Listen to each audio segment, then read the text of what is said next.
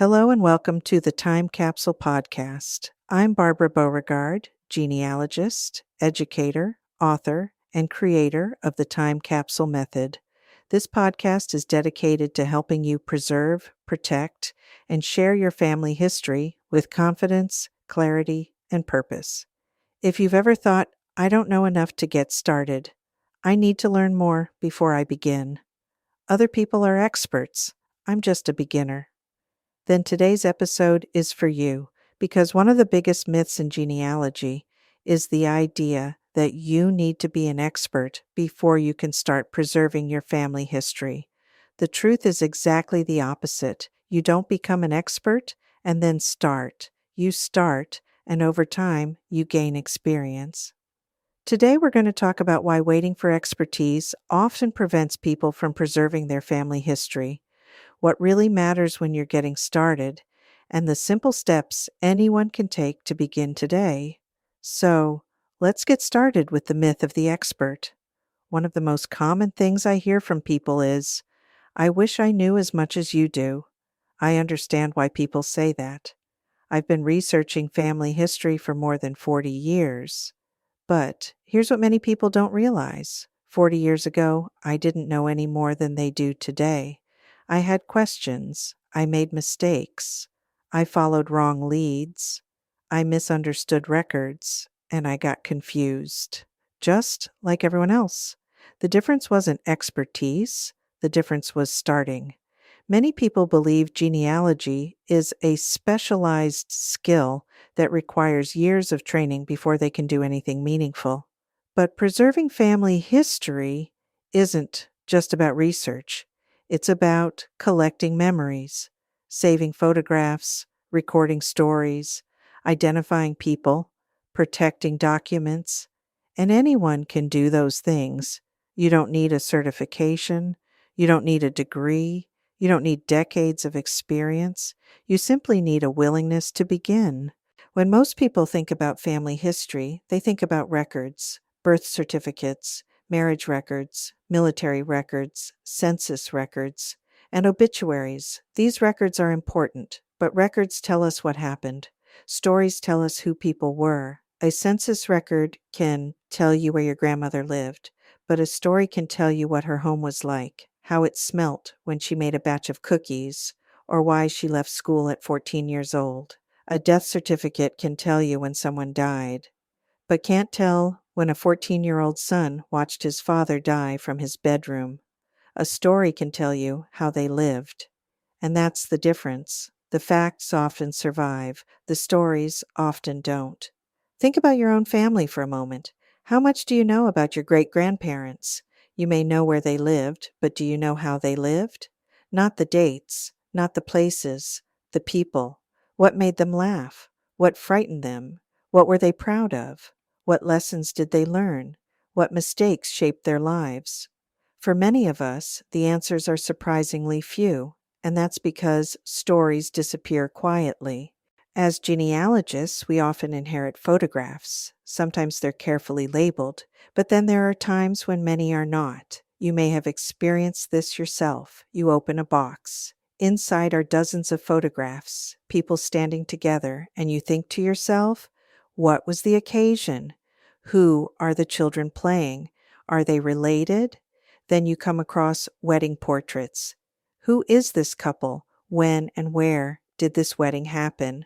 Or the photographs of family gatherings. Was this a holiday gathering? Whose house was this? And was this something they did often? You know these photographs were important, and you know they are most likely family, but you don't know who they all are. The photographs survived.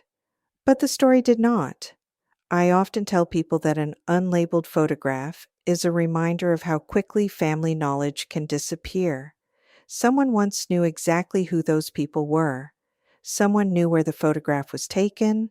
Someone knew the occasion. Someone knew the story. Today, that knowledge may be gone. And once the people who knew those answers are no longer here, recovering those answers becomes much more difficult. I know, I have been there. I inherited a box of photographs, and there were several unlabeled. I had one photograph that I recognized two of my aunts standing with three other women. Trying to figure out who the other three women were was not a simple task. Stories rarely disappear all at once. Instead, they fade little by little. A grandmother passes away, an uncle develops memory problems, a parent moves into assisted living, a box of letters is discarded during a move, a photo album ends up with someone who doesn't recognize the people pictured. Over time, small pieces of family knowledge disappear, and eventually, entire stories are lost. Not because anyone intended for that to happen, simply because nobody realized how important those stories were until it was too late. When stories disappear, we lose more than just information. We lose the connection. Stories can help us understand where we came from. They explain traditions, they reveal struggles, they preserve values. They remind us that the people in our family tree were real human beings, not just names and dates. A birth date tells us when someone entered the world, but a story tells us how they lived in it. Sometimes a single story can completely change how we view an ancestor. A military record may tell us someone served. A story may reveal why they enlisted. A census record may show where someone lived. A story may explain why they moved.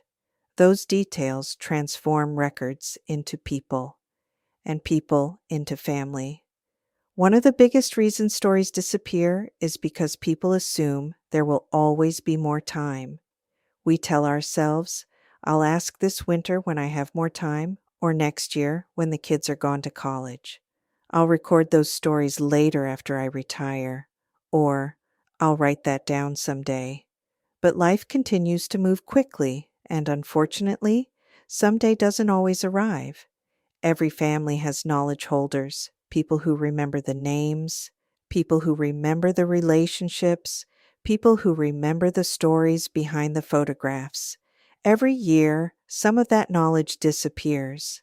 That's why preserving stories isn't really about the past. It's about protecting the future.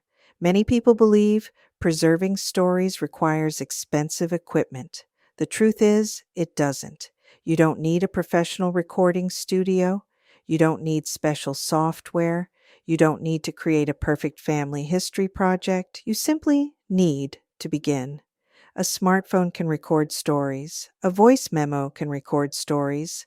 A notebook can preserve stories. An email can preserve stories. Even a video call can preserve stories. The goal is not perfection. The goal is preservation. An imperfect story saved today is worth far more than a perfect story that is never recorded. People often tell me they don't know what questions to ask. The good news is that you don't need a complicated interview. Simple questions often create the best conversations. Try asking, what is your earliest memory? What was your childhood home like? Who had the greatest influence on your life? What family traditions do you remember? What was a typical holiday like when you were growing up? What challenge helped shape who you became? What advice would you like future generations to remember? These questions invite stories, and stories are often what future generations treasure most. Here's something many family historians overlook. You are part of the family story too. Many people spend years researching ancestors while never recording their own experiences, but future generations will be curious about your life, the technology you used, the events you lived through, the lessons you learned, the traditions you carried forward, the stories only you can tell. Your story matters, not because you're famous, not because you've done something extraordinary, but because you are part of the family's history. Someday, you will be an ancestor too. One of the ideas behind the time capsule method is that preservation doesn't have to be overwhelming. You don't have to save everything. You don't have to record every story. You don't need to complete a massive project before you start. Instead, begin small. One photograph, one memory, one conversation, one story. Small actions taken consistently often preserve more family history than ambitious projects that never get finished. Progress matters more than perfection. Before our next episode, I have a simple challenge for you.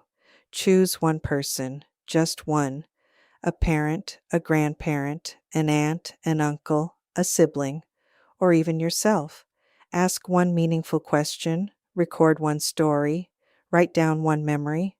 That's it. One story preserved this week is one story that won't disappear.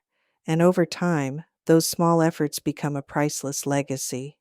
Family stories rarely disappear because people don't care. They disappear because nobody realizes how quickly memories fade and opportunities pass. The good news is that preserving those stories doesn't require expensive equipment, special skills, or a perfect plan. It simply starts with one conversation, one memory, one photograph, one story at a time. I would like to thank you for joining me for this episode of Time Capsule, Modern Genealogy, Legacy, and AI.